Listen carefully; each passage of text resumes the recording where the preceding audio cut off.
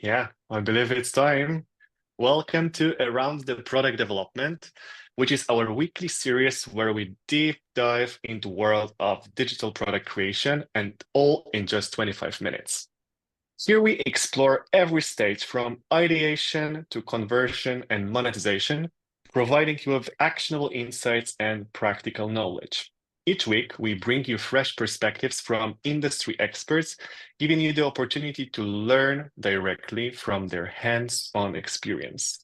And all this is possible thanks to our Agile Product Builders community, which is our Slack community powered by Boldare, digital product creators and consultants. And today, I'm super thrilled to have with me Anna Zarudzka, who is our co-CEO and co-founder of Boldare.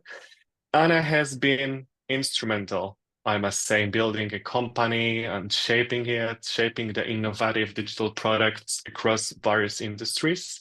And with her expertise in leadership, team building, product strategy, product creation in general, I would say she's a hero, right? And here for us today for 25 minutes to share her all hands-on experience in creating impactful digital products. Oh God, I could say a lot more probably for this 25 minutes, but I believe let's start with the first question so we keep it going and focus on no fluff, just as I said, experience, right? Hi, everybody. What are the key principles you would follow when bootstrapping? Because bootstrapping is our main topic for today when making digital products. So minimal investment, just creating value for the users, entering the market, creating a market niche or looking for new opportunities. What's your approach to this one? Yeah, the first one will be like very, very obvious, but very difficult. And it's about the focus on core value that the product provides. It seems quite easy, but it's not so easy. So, of course, you can run a good product discovery process, do it with external party or internally. But first of all, it's about asking yourself the main question, what is the value? And it's really crucial to efficient and cost-effective process. And the second one is it's more about operations. It's about running as lean as possible. Again, very obvious but difficult. And it's sometimes about low-cost tools, using some ready-made platforms or pre-existing solutions, because somebody done it before, tested it, spent some money, so you can use it. And to be honest, the third one maybe should be the first one. It's about mindset, because when you want to do the first and the second approach, you need a mindset of rapid iteration. So like oftentimes a simple prototype is really enough to get started, and prototypes don't need to be perfect. So they just need to demonstrate the value and give some taste, I would say, for the users.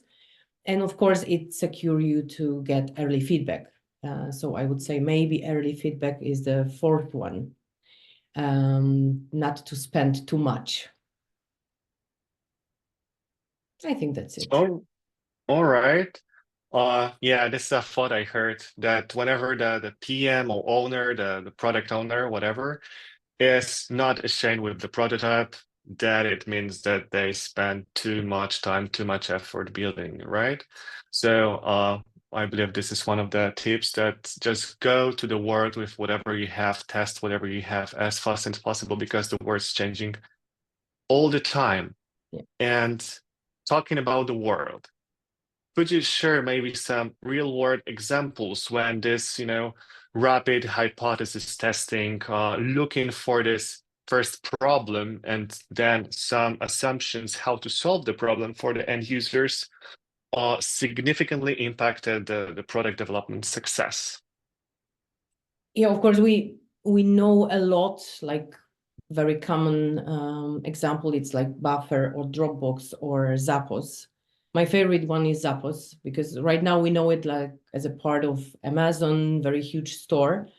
But the beginning was very, very beautiful, to be honest, from the product development perspective, because the founder, he decided to go to the real online, real shoe shops without any special online e-commerce.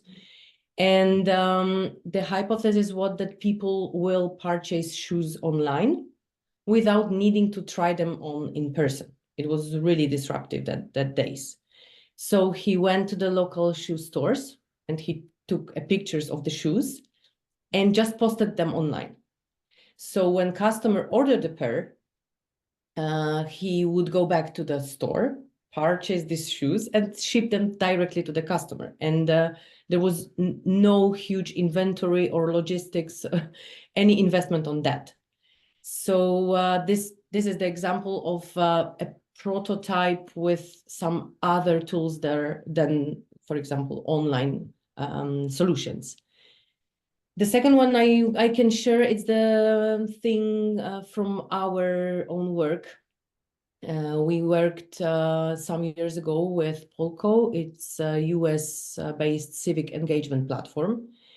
And the goal was to create a platform allowing citizens to vote, comment, give opinions, and provide feedback to policymakers in a real time. So just after developing very simple MVP, it was just voting and commenting, very simple one. We quickly moved to testing, and testing was 2 months cooperation with the students from Harvard University. So it was like a main group we decided to focus on. And we just gathered the feedback, the usability feedback, and of course the value feedback. And it allowed us to go farther, not to the full product again, but the next step was testing in just one city. It was Austin in Texas, to validate it farther in the real world.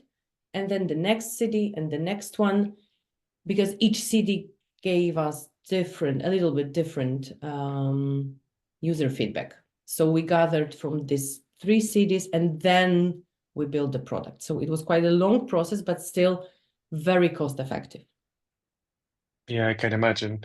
I have one more actually thought about it when we were developing this AI solution based on the real platform, which was already existed for one of our clients actually.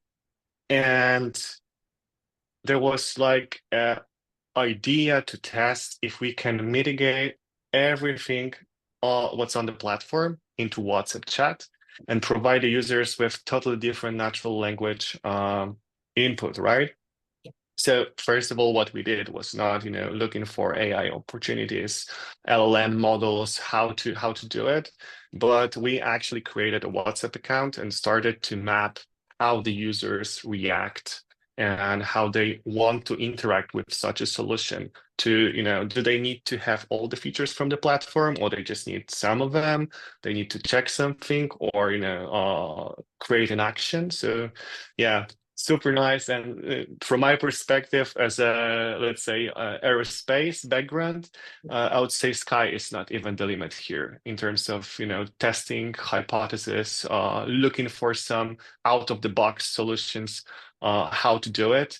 And usually with no costs, right? You don't need to build something. You don't need to invest a lot of resources.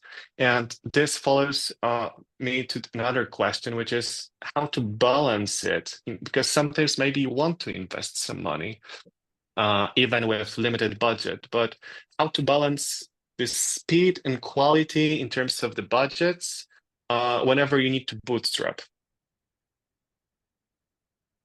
It's always about very simple thing, like better done than perfect, I would say, but still with remembering about the crucial elements in, for example, software or other solution you provide. So it's, of course, the balance, and the balance, it's built always the best when you prioritize things. So, for example, prioritizing functionality over perfection. It means, of course, not only prototypes, but as well MVP, for example. So when you want to build something that works and delivers core value, even it's not perfect, but still remembering about the business value you provide. Sometimes I saw that we provide very simple thing with no business value. It means that you lose your money. So when you build something like that, once in the hands of the users, improvements should be made through real-time feedback and very short iterations. So short iterations ensures the quality from the business perspective is enhanced gradually without delaying the release. So you can stop each week sometimes or 2 weeks and look around what's going on. From the technical perspective or let's say operational perspective, it's again about leveraging existing libraries, frameworks, tools, ensures you that you don't waste time and you do not reinvent the wheel. So you use something which is tested and the proof is there. And technically, best practices, remembering about the good quality means sometimes, for example, use the good practices from the market or from the industry, and like test-driven development, for example. It ensures that the tests are written alongside code. Version control systems like Git, not to build again and again the same things.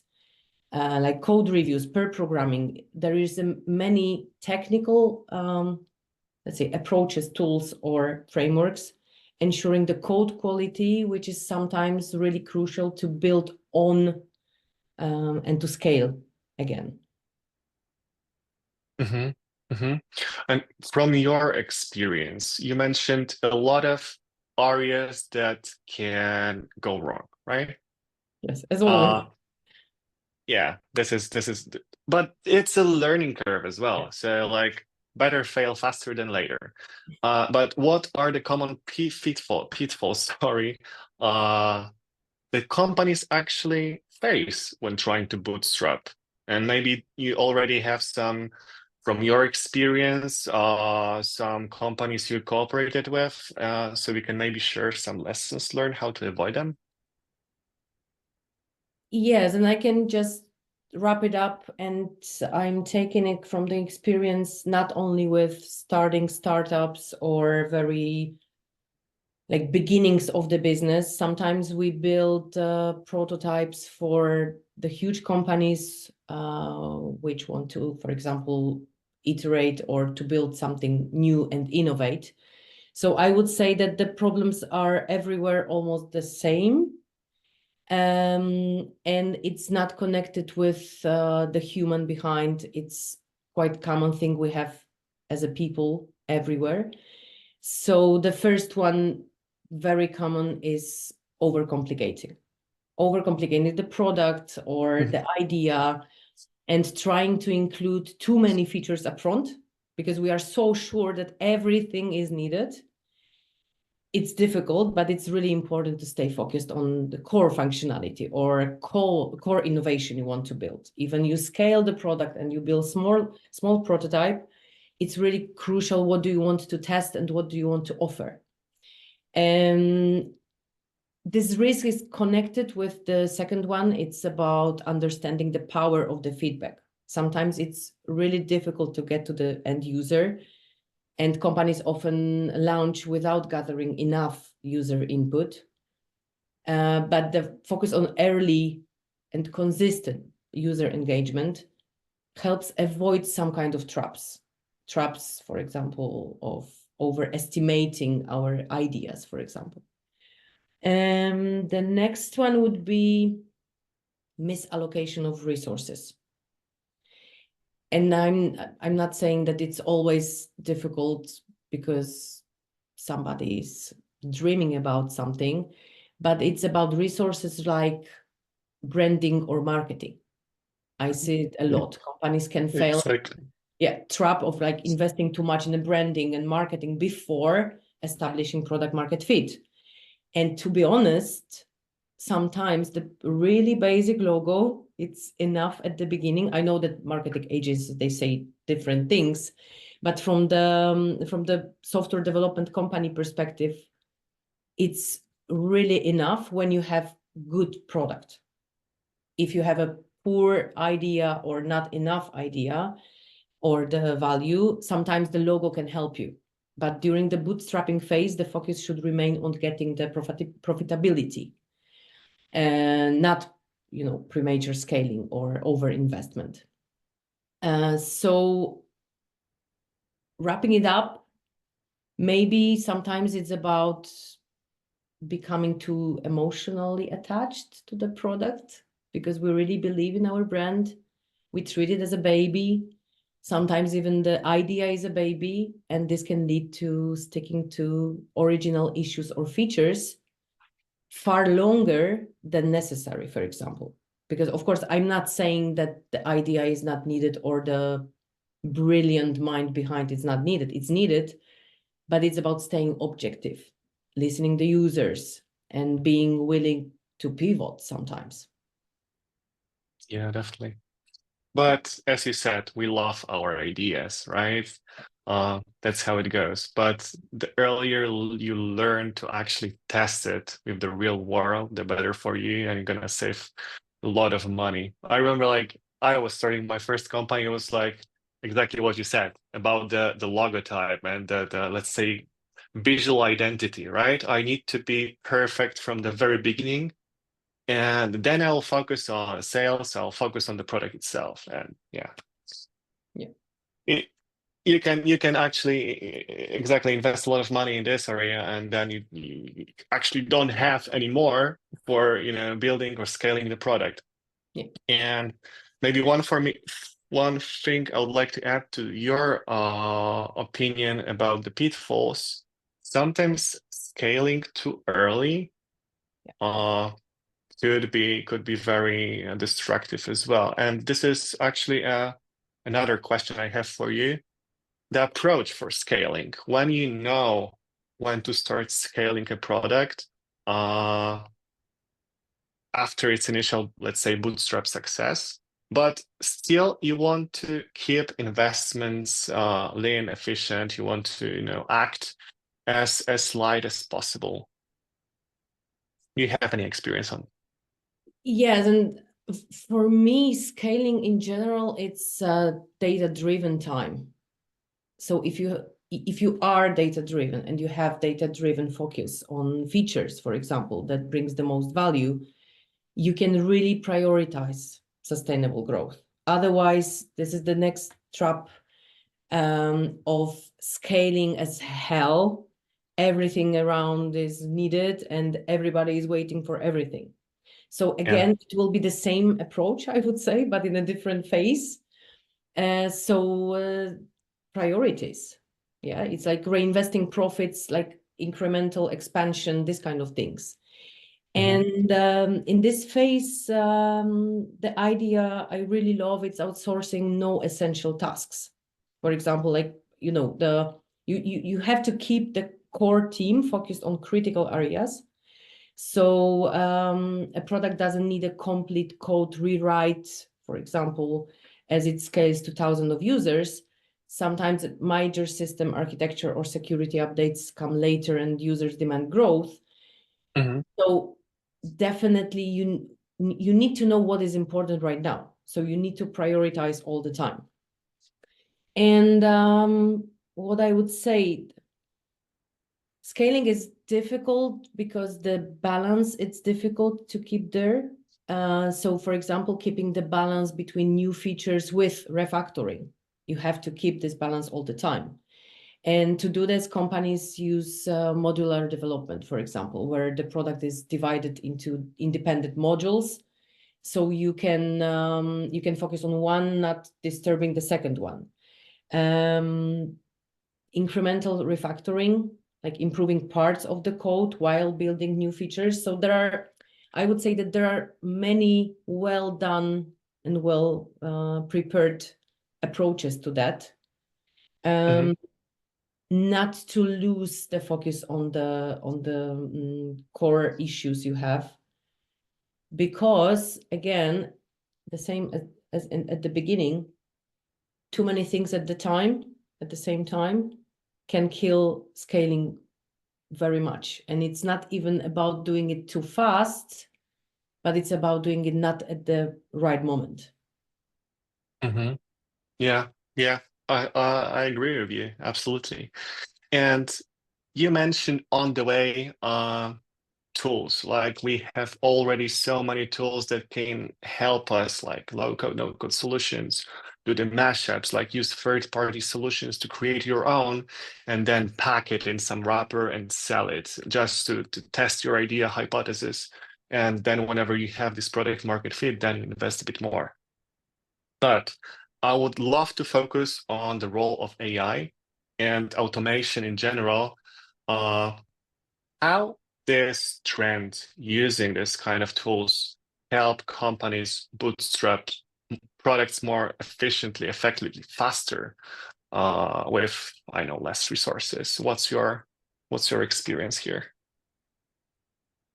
I treated AI not as a, the huge revolution of doing everything, let's say, besides us.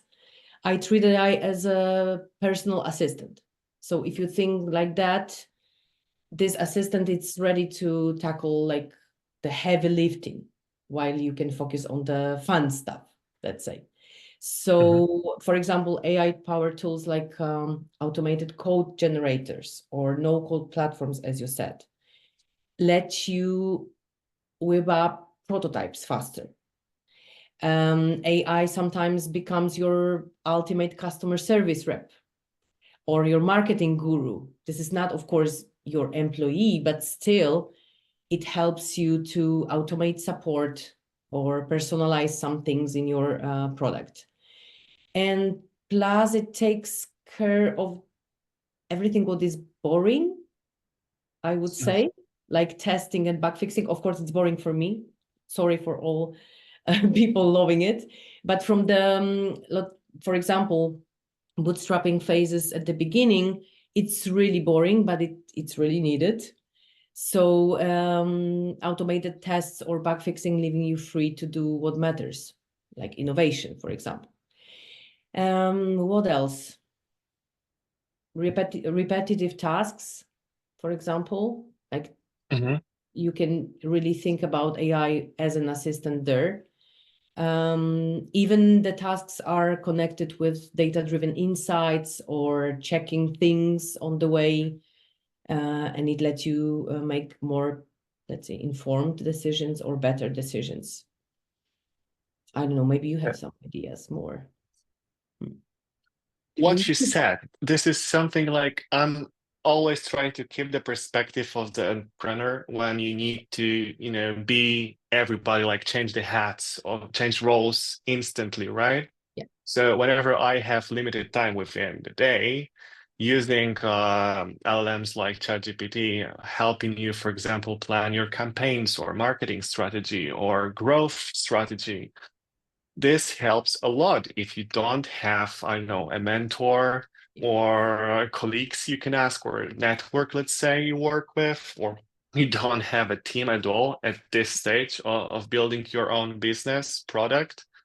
So definitely, I would say this is a huge impact on how you can handle things in more efficient way, not just, start reading book by book by book and then taking from it, because this is what I did before the Yeah, of AI, course. and Yeah, everybody did it, but of course, it's just an assistant, really. yeah, I'm definitely, yeah, definitely. I'm in love in AI, and of course, not only ChatGPT, but even the complex one. But still, when you treat it as assistant, it's getting more helpful because you are not Yeah, waiting for the result, which will, I don't know, surprise you. For example, you just have an assistant, a very good one, sometimes very funny one, but still is an assistant. But of course, we use it a lot in Boldare in many cases with quite complex problem solving.